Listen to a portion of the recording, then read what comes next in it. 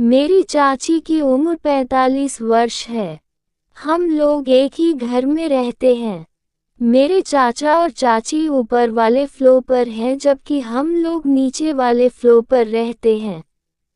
उम्र के इस पड़ाव में भी मेरी चाची ने अपने आप को बहुत मेंटेन करके रखा हुआ है। वो देखने में आज भी बहुत ही मस्त है। हमारे बाथरूम की दीवार पुरानी थी, जिसमें एक हल्का सा छेद था। वहां से मैं चाची को देखा करता था। तब मैं बहुत छोटा था।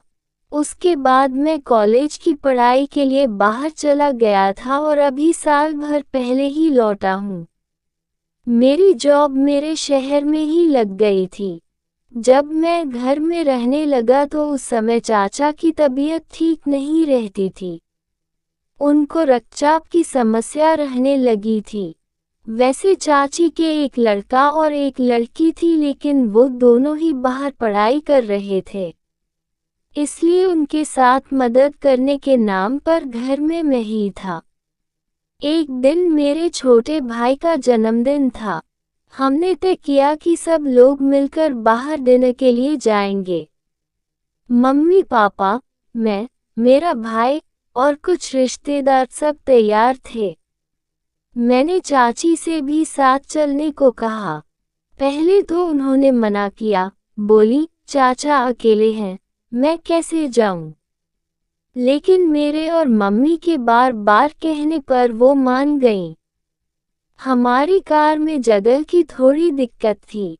सारी सीटें भर चुकी थीं और चाची को बैठने के लिए जगह नहीं मिल रही थी।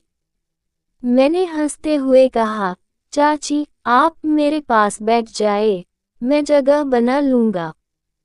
वो थोड़ा हिचकिचाई, लेकिन फिर मेरे बगल में आकर बैठ गईं।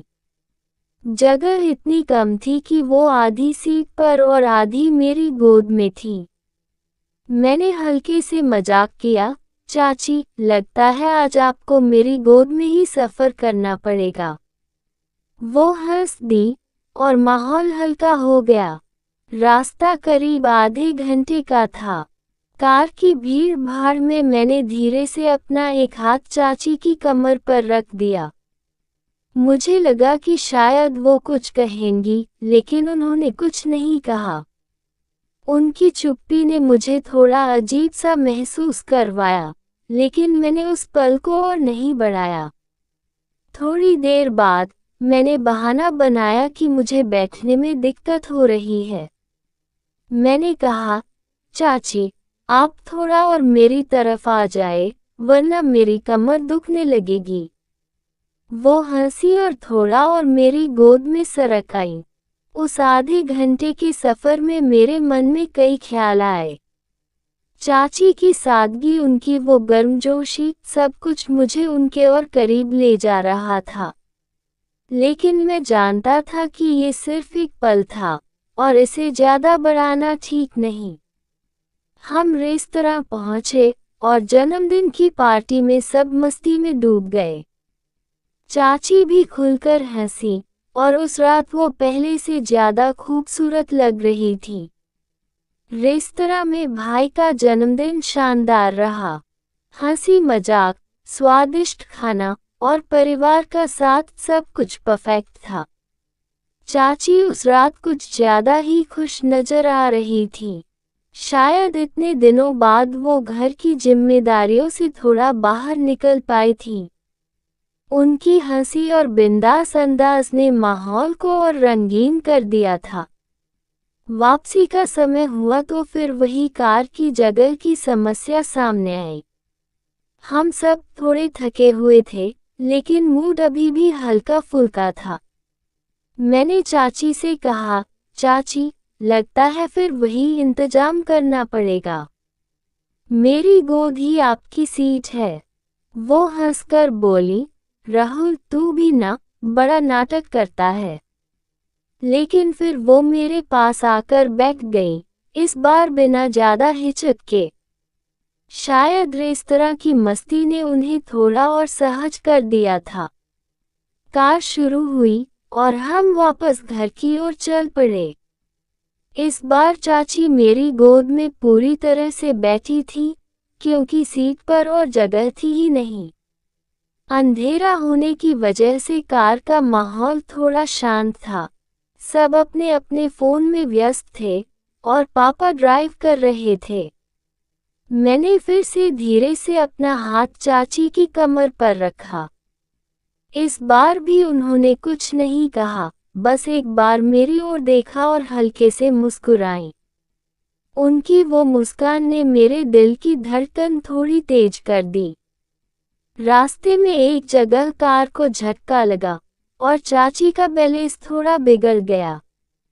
मैंने तुरंत उन्हें संभाला और मजाक में कहा, चाची, आप तो गिरते गिरते बची। अच्छा हुआ मैं था। वो हंसकर बोली, हाँ हाँ, तू तो मेरा हीरो है। उनकी इस बात ने माहौल को और हल्का कर दिया। मैंने फिर से बहाना बनाया कि मुझे बैठने में तकलीफ हो रही है और उन्हें थोड़ा और अपनी तरफ खींच लिया। इस बार वो बिना किसी आपत्ति के मेरे और करीब आ गईं। सफ़र के दौरान मेरे मन में कई ख्याल आने लगे। चाची की वो सादगी, उनकी गर्मजोशी और वो अनकहा सा रिश्ता जो हमारे बीच पल रहा था, सब कुछ मुझे उलझन में डाल रहा था। मैं जानता था कि ये पल बस एक संयोग है और इसे ज़्यादा बढ़ाना ठीक नहीं। फिर भी उस आधे घंटे के सफ़र में कुछ अनकहा सा था जो मेरे दिल को छू गया। जब हम घर पहुँचे तो चाची ने उतरते वक्त मेरी ओर देखा और कहा, राहुल, आज बहुत मज़ा आया। तूने बुलाया, वरना मैं तो घर में ही रहती। मैंने मुस्कुरा कर कहा, चाची, अब तो आपको बार बार बाहर ले जाना पड़ेगा। वो हंस दी और घर की ओर चली गई। उस रात मैं सोचता रहा, क्या ये सिर्फ एक सामान्य पल था या इसमें कुछ और था। लेकिन मैंने अपने मन को समझाया कि चाची मेरे लिए हमेशा एक सम्मानजनक जगह रखती हैं और मुझे उसकी हद में रहना है।